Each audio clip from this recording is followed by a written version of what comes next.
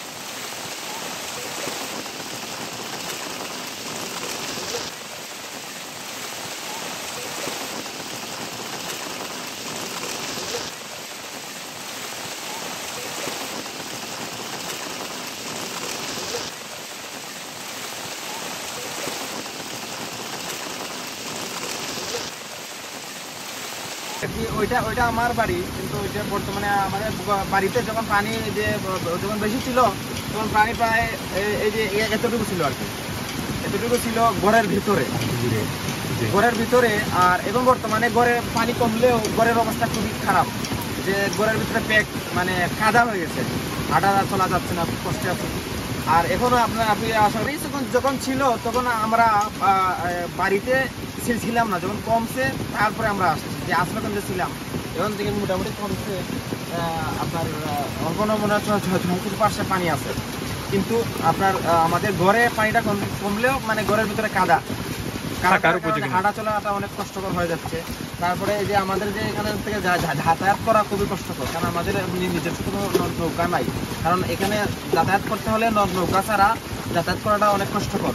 পানি ভাঙ্গা তখন কোথায় কোথায় আবার এতটুকু পানি আছে, মানে 7-8 পানিও এরকম। তারপরে খানিকা মানে খানা পিনার অনেক কষ্ট হচ্ছে।